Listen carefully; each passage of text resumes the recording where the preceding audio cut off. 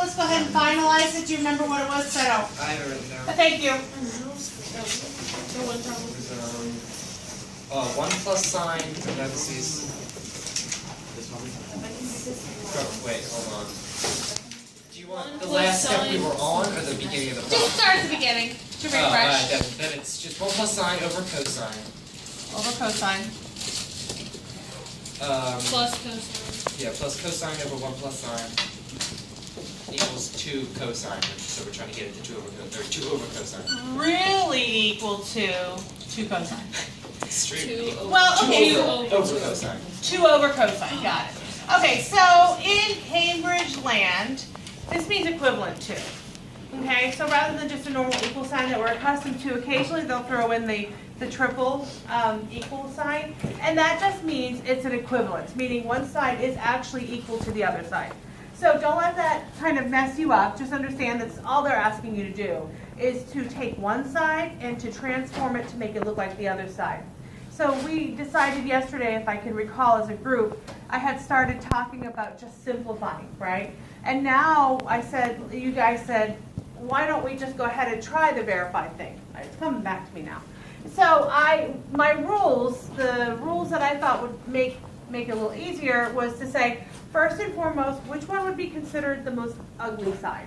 You know, the ugliest side. So if you're kind of looking back and forth between the right-hand side or the left-hand side, it is much easier to take 2 fractions and make them 1 rather than 1 fraction and make them 2. Okay, did that make sense? So if I'm looking between left and right-hand side, I need to figure out which one looks easier to kind of make smaller. So in this case, it's this guy, right? So now I have 2 fractions to handle. And how do I normally, in 3rd grade world, how do I normally handle adding fractions? They have to have a common denominator. Well, that's the same thing here. It's just a little awkward because it has the word sines and cosines and all that. So if I'm looking at this, I recognize, oh, I have 2 fractions. I need to get the common denominator. Now, did I give you the old lady trick of how to really get a common denominator quickly? The cross multiply thing. So that kind of helped a lot of people. Just as a refresher, bottom times this. So 1 plus sine times 1 plus sine. And then you do this times this. So plus cosine times cosine. All over the 2 things on the bottom multiplied up. So far, so good? So what we have done is decided which one was the ugliest side, and we're going to try to kind of bring it smaller. Okay, so now we're at a place where we're starting to bring it smaller. We have a common denominator. I always say, play with the top, play with the numerator first, clean that up as much as possible, and then take care of the bottom. Okay, so how do I handle 2 binomials multiplied? From the algebra skills we know we FOIL, right? So 1 times 1, sine times 1, so plus sine x, plus sine x. Everybody cool with this so far? Yeah, okay, and then plus sine squared, right? Everybody okay with that? Everybody knows how to FOIL, we're good. Okay, what do we get over here? Plus cosine squared. Remember, we're going to leave the denominator as is. We're not going to play with it. We're not going to distribute it. We're going to leave it ugly just for the time being. Okay, so far are we okay? So the next thing that we're going to do is we're going to start to combine.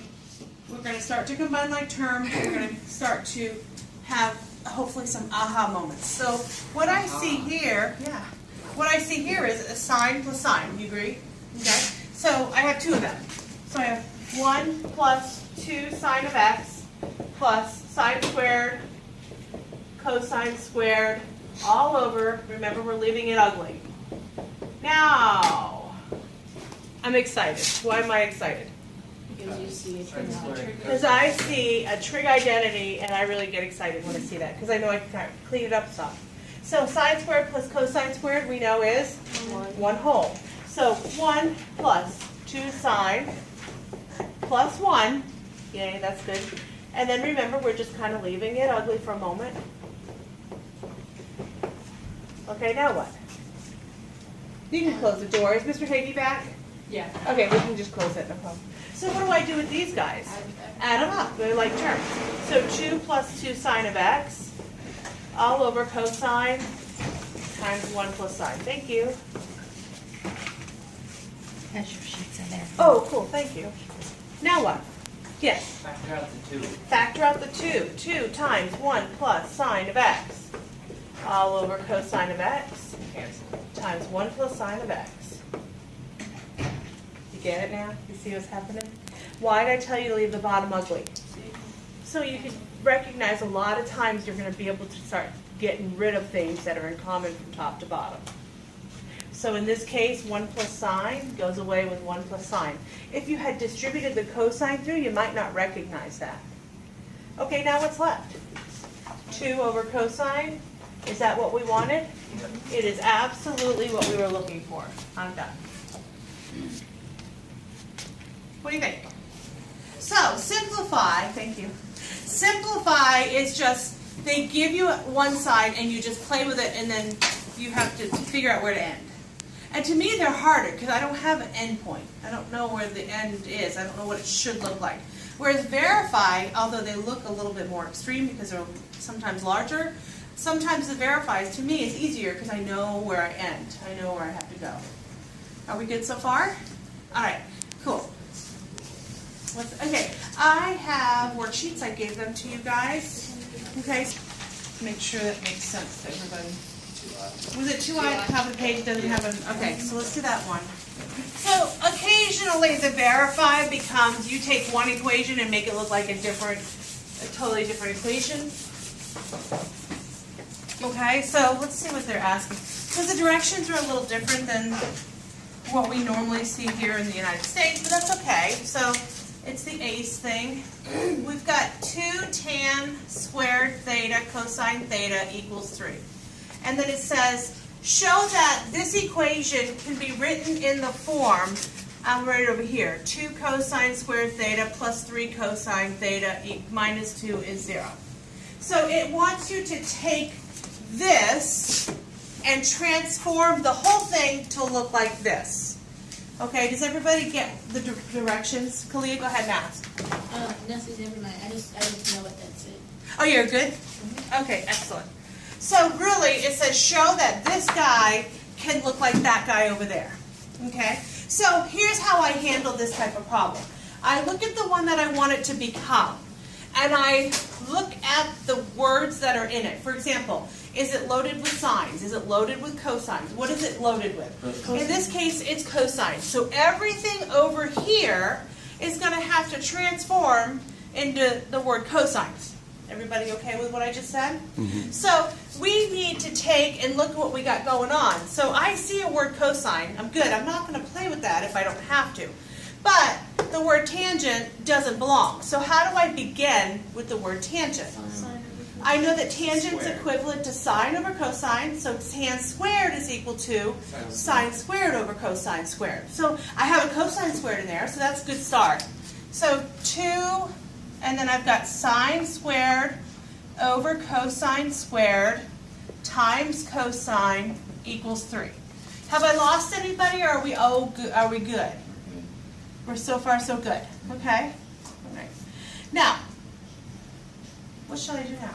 Yes. You can cancel out the cosine.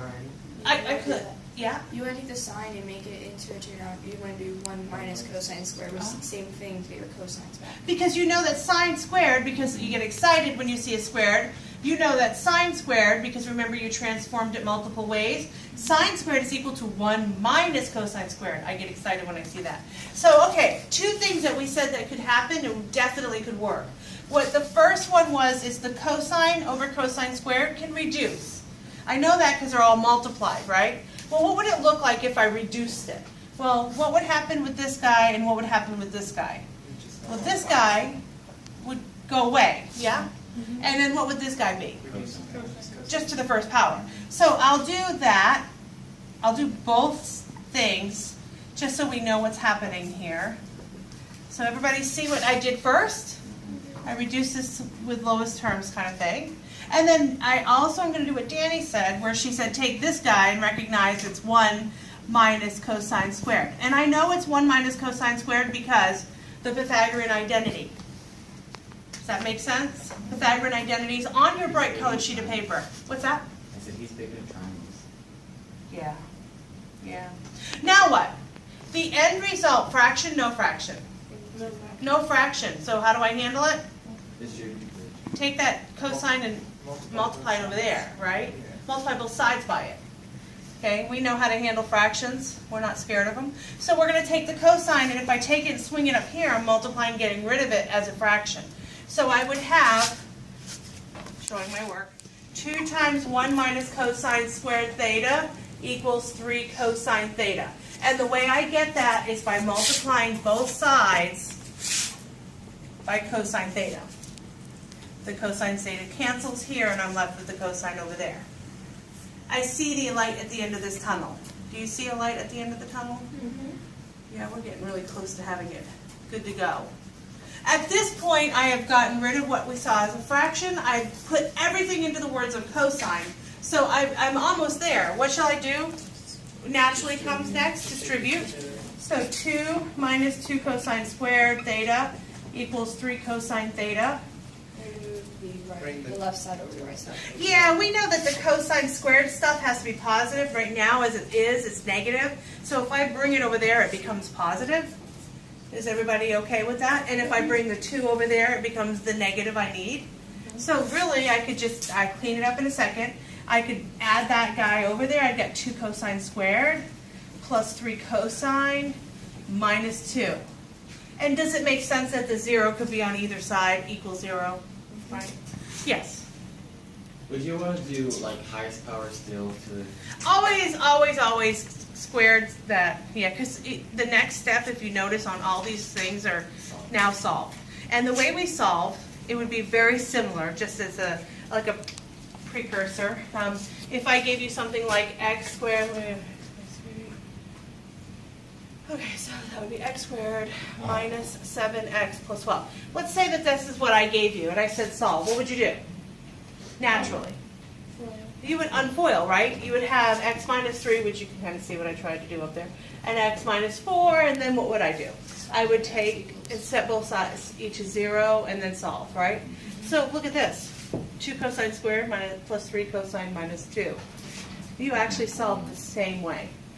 You're going to unfoil it and pretend, if you have to, that it's 2x squared plus 3x minus 2. And factor it, and then you can actually just solve the cosine theta. I'll explain that when we come back after the break, but that'll be something we're going to do for the next step. Okay? So what do you think? This would be considered probably one of the more difficult because it's not taking a verified, it's saying take this whole equation and make it look like that. Miss, okay. Yes. So then, what would be your answer? You wouldn't need to factor it for the sake of the test, right? No, you'd be done. You would actually say, I made this look like this, exactly where it needed to be, I'm done. Okay. Pretty cool. Okay. Okay, let's pick another. I mean, we probably could get through all of them. Let's go from the beginning. From the top. I'm ready. Let's just do that. Just go through. Just do it. All right, you want to do a few? Well, I'm going to do some with you. You know what we could do, though? We'll do a few, and then if you had questions for your review, we'll go through that. But I think I hit the hard one, which was number 5. I didn't finish it. You got too long. I didn't finish You it? got the Okay. I part. Okay, so then I can finish that with you. So the first one here says 1 minus cosine squared of x over cosine of x. And it wants us to show that this can be written. Oh, they actually went, okay, so they went, show that sine x, tan x, can be written like this. So this is my end result. All right.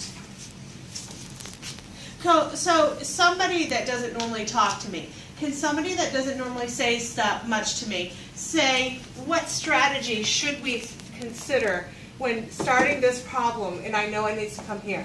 So what should in my brain should I be thinking of, Jamie? Okay, we're not going. We're taking this one and making it look like that. So we're not working with squareds yet. We're working with just this right here. So what should I do? You see that now? Oh, wait, so I have to make that one look like. Yeah, I wrote them backwards up here. But does it like, and if it says So it's specifically ask that one and that one. Correct. That, and I'm glad we did this one because it says, show that this looks like this. So I actually have to manipulate this one to make it look like that. That's important. So we have to start with this one. So now, Jamie, what do you think? We should call it sin x times sin x over cosine. Right. So what did you do? You use what rule? I don't know. You don't remember the rule? Okay, it's called the quotient rule. It's something that's divided, so think of it that way, okay? So you're going to take sine x, and she recognized tangent needs to go. So she said, let's just call it sine x over cosine x. Perfect. Yay, I'm excited. Which, Okay. and then sine x. So then I know this is sine squared x. Perfect. Over cosine. And I get excited because it's what? Pythagorean identity. I like those things. They get me excited. 1 minus cosine squared over cosine. Am I done? I'm done. Yeah. It's not bad. Things to think about. Try to transform into sines and cosines. Try to use the trig identities. They utilize them a lot. See, because Are we good? All right, let's do another. Can we try the next one that we're going? Yeah, that would be wonderful. What is the next one that you're doing? It's 5i? yes. Yeah, give it a go. Give it a whirl. Okay, the one that you have to work with is the 3 tan theta equals 2 cosine theta. And you want it to make it look like that thing down below. Up here in there.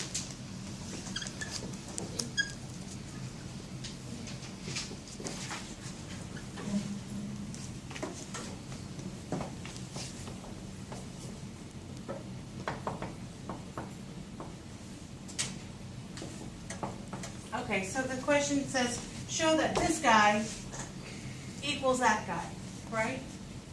Okay, so I look at the answer that I need to get. I know that the words that I have to be using is the word sine. Yeah? So I know eventually I'm going to have to make everything look like a sine. Okay, so where do I begin? The tan? Okay, so 3 is, 3 sine over cosine equals 2 cosine. Looks like cosine. Oh, so I want to get rid of the cosine and bring it up there? Is that what you're saying to me? Awesome. Cosine equals sine minus sine. Yeah, sine minus 3 sine theta, 2 times 1 minus sine squared. Pythagorean identity. distributed to. Look at y'all. Y'all don't need me. Nice. And then make sure. Bring it all to one side. And then after winter break, the next thing that we'll be doing is actually solving. And it's really a natural step next. So, what do you think? Jamie, are you good? Yeah. You sure? That one was really fast. If I get a copy. Okay, okay. Okay, so. Yeah, the next, it'll take a second to write it up. Jamie, did you catch up with us? Are you okay? Yeah. All right, hon. So I've got sine squared theta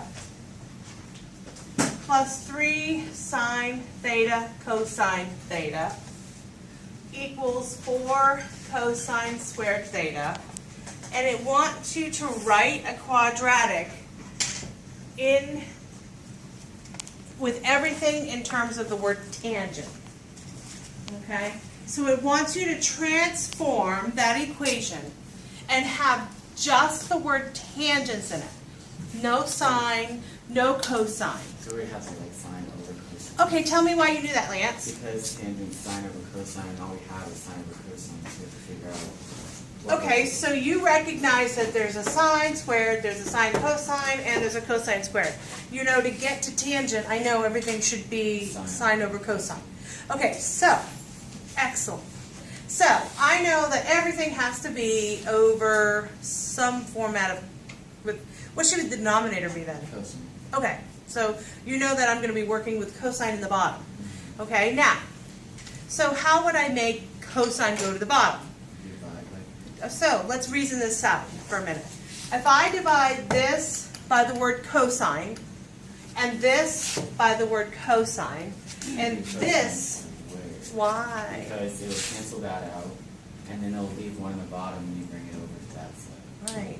So let's reason it again. If I started with just cosine, it would be sine squared over cosine, and that's what I would have. It would be, the cosine would reduce, and I'd just be left with the word sine, and that won't cut it, because I need tangent. And over here, I'd have just the cosine left. So I still would have an issue. Now remember, if I divide by something all the way across, I'm okay, I can do that. As long as I do it to every single component of that. So Lance said, well, what happens if I take and divide everything by cosine squared, which is the biggest cosine that we have available? Once again, remember, as long as we do it to every component, it's okay. It's not changing the value of that equation. Oh my gosh. Very cool. Because then the first one will be tangent squared. Okay, so here, Ian, you good? All right, yeah? Okay, so tangent squared, nice. Now what? And then it'll be 3 sine Because what happens here? over cosine. So this guy reduces with one of those guys, yeah? Give me 3 tan. So I have sine over cosine, which is 3 tan. tan, and that's 4. Did we do what it wanted me to do? Everything's in terms of the word tangent now. Yes, Clea? Yeah, go ahead. So that's the answer? That's it? 4 over. What is that? You don't have to, but you know what the next step is naturally going to be? It's going to be now solve, and you want it to be all on one side, if that makes sense. You want it to be a trinomial equal to 0 so you can factor it. What are we doing? Are we feeling good? Are we comfortable, confident? Good for that. I'm like, wait, where? We leave in 3 minutes. I can finish it.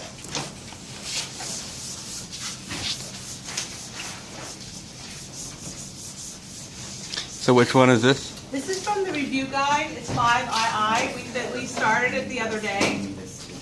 Could somebody remind me where we were, how we left off? We finished either on I. So we ended up with A. We did all our work. We ended up with this. Yes. So the next part says, given that x can vary, find the value of x, for which A is a minimum. Anytime it says find a minimum or a maximum, it's telling me to do what? Take a derivative. Showing clearly that A is a minimum or maximum and not a maximum. That tells me to use the second derivative test. Okay? So, I'm going to find A prime. First, before I find A prime, what do I need to do to clean this up a little bit? The one thing. Get the x in there. Because I don't know how to take a derivative of an x in the denominator unless I use the quotient rule. Some of you feel comfortable with that? Either way it works. Okay, so derivative. 3/2 goes for the ride. Derivative of x squared.